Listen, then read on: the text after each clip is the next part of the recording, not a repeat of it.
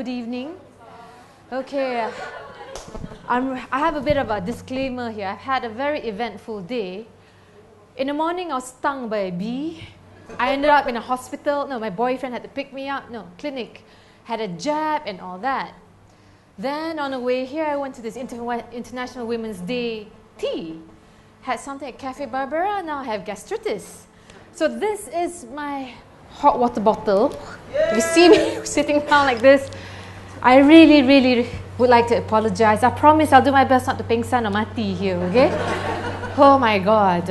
Yeah, I may sit down because anyone who has gastritis will know how painful it is. But, as we say, right? What happened? No matter what, right? This is what my friends have always said. And I have to, credit this tagline to a very good friend of mine who's an editor for an airline magazine. No matter what hell you go through, Janji kita Jelita. We are fabulous.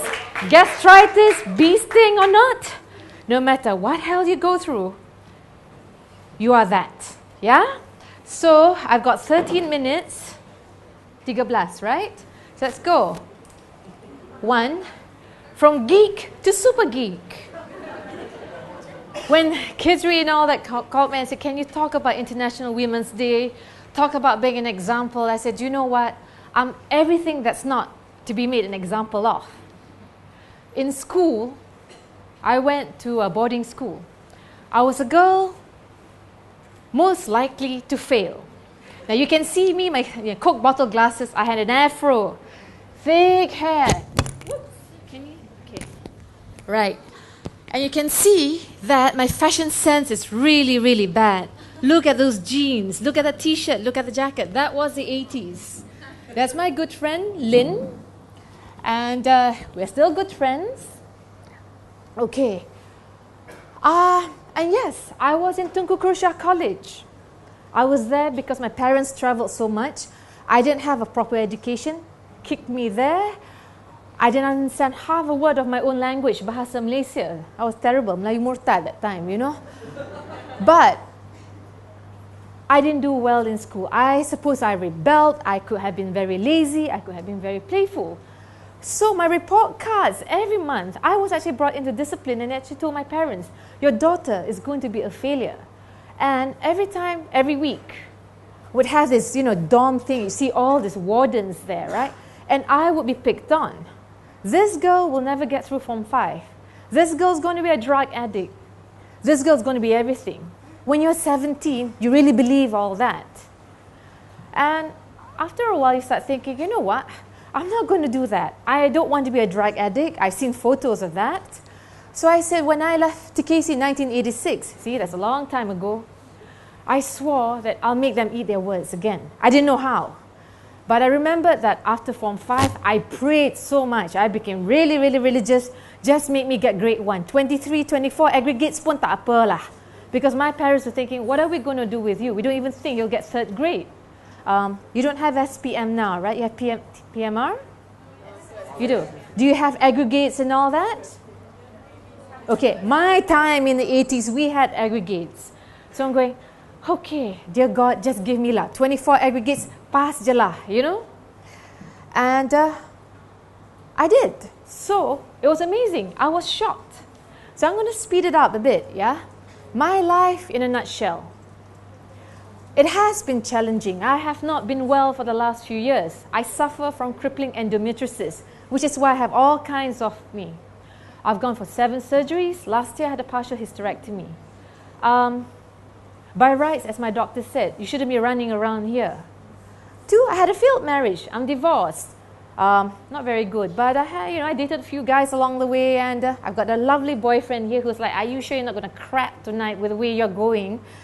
But I have careers ups and downs. I didn't play the game. I don't play the game. Sometimes I wonder, why am I not playing the game? Then I can be rich. I'm so tired of being a journalist. It's very tiring. You meet activists, you meet politicians, you meet the crazies. But you know what? Alhamdulillah, I've got 3 books. I wrote one, Night and Day. Publisher dead, I don't know what happened. You won't find the book anymore. In 2007, I wrote I Am Muslim. I've always said, I know it's pretty gross, but I've always said I wrote that book on my blood because that was the beginning of my health problems. I was in and out of Glen Eagles with all the surgeries. But I was determined, and I was happy. I loved writing. And then I had another one last year titled King of the Sea. I've been on TV. Al Jazeera, BBC, Discovery. Again, everyone thought I'll never get Mara scholarship, everything. Everyone thought I'd be a drug addict. 10 years later, post, my degree, I had a Chevening scholarship, and now I'm a senior API fellow, right? I've got a great family. We fight, we scream. We're all from Terengganu, but we are okay. I have friends as crazy as me. I have a fantastic boyfriend who doesn't know what to do with me. But okay lah, I'm not rich, not yet. We must be positive. But I have a fulfilling life. I meet bomos, I meet gangsters. 3 weeks ago, I met a commander who asked, you want 3,000? I can slit the person's throat. They say, it's like, wow, fantastic. I'm not saying here that, I'm not trying to toot my own horn. Sorry, I take perut ni. I want to say that for every time you doubt yourself, you can do it. I meet so many young people, maybe not all of them are like you. I meet so many people from kampongs, Chinese, Indian, Malays, whatever, Budak Sarawak. And they say, you know what, we'll never make it. And I say, no. Okay, maybe they're a bit more extreme. But any one of you, if you think you've got an F, okay lah, you've got an F lah. But you have to learn how to get out of it. You are not going to be a failure. I am proof. I'm supposed to be a drug addict or prostitute, okay? So you can do it. Hang on. What happened to my knee? Okay. You have to have faith in yourself. Whether you're an atheist, whether you believe in God, Allah, Kuan Yin, you have to believe. And lastly, no matter how much you believe in God or how much you pray or the universe or whatever, if you don't believe in yourself, you're not going to get anywhere. So you must remember, Janji kita Jelita. Faham? Say again, Janji kita Jelita. We are fabulous. We are hot. Okay? Despite the zit on your nose. Now, I put in a slide, but it didn't come out. I want to tell you 2 books. The one book that I was exposed to after Form 5. My aunt gave me this book. It's old-fashioned. But it got me thinking, hey, you know what? I think maybe I can do Form 6. Norman Vincent Peale's The Power of Positive Thinking. The English is really, really archaic. It was written in the 50s, 60s. But that book made me think, hey, I think I can do things, I can do something. And the other book that I would really, really recommend you to do, whether you're an artist, you're going to be an engineer, or even a wife or a house husband, Jack Canfield's How to Get From Where You Are to Where You Want to Be. I'm reading another book, but both of you should read these books. Yeah. How to Get From Where You Are to Where You Want to Be by Jack Canfield. The other book that I'm reading now, which is a cult book favored by Hollywood directors and producers, it's called The Tools. That would deal because no matter what you have, all these goals and lists, if you don't deal with the emotions, it's very simple. You'll never get there. Yeah? Okay. Right. Every heartbreak leads to a dream. Each failure must spur you to do your best. I didn't become a writer like that. After graduation, I dated a lawyer.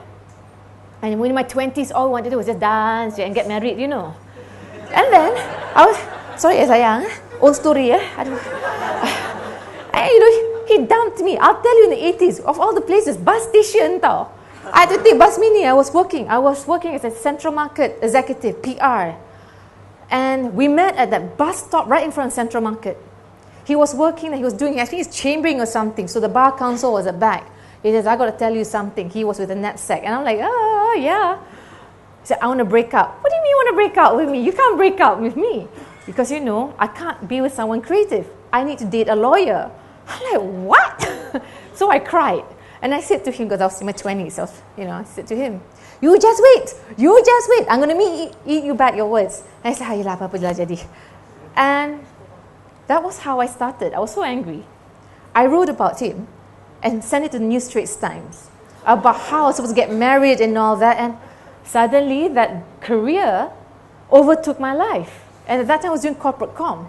So my boss came and said, hey, you're writing things, you better go off into journalism lah.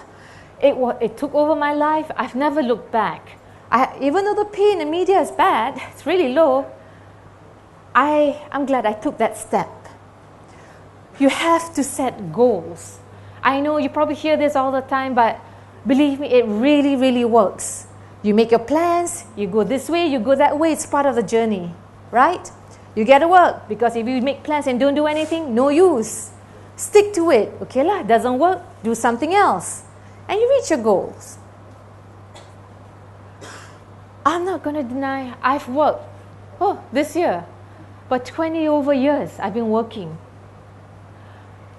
Working as a journalist, you can have, or working at anything lah. When you have a goal and when you have a dream, it is going to be lonely. You can have all your fan club around you, but there's so much support it can give you. You may not even be popular. I write and I work for the Malaysian Insider. I've lost friends because of the things I write, because they say it's too political to do this. This is my job. I have to do this. I cannot let the rakyat not know. And that's what I've been ordered to. So you get, suddenly your Facebook friends from 400, suddenly 300, things like that happen. And I've been at forums where people have screamed. And you go, God, people are really not nice. Stick to your goal. I've always said, you've got 5 good friends, cukup lah. Huh? Got 10, 20 pening already, But, and it makes you not popular. And this is one thing I find that, in the age of social media, everybody wants to be popular. I know. Who doesn't want to be loved? I want to be loved. The cats want to be loved. But do you want to be loved for who you are? Or do you want to be loved because, you've got big boobs, you're really hot, you're really cool? So, you got to think. What is it that you want? I can tell you this. Success is very subjective. I have friends, my Konven Bukit Nanas friends, because I was there in CBN. They're all vice presidents, GMs. They've got the 5 series and the houses, I still live in an apartment. I drive a Swift. But you know what? I'm happy for them. And I figure everyone's success is different. They deal with corporate people. I deal with commandos and activists and politicians. They go, to nice hotels. I stay with the Ibans and the Bidayus in, long houses full of pigs and chickens running around. But you realize life is what you make of it. And every experience that you have counts. I'm hoping that when I leave this room later, I'm not saying you have to achieve everything within 1 year.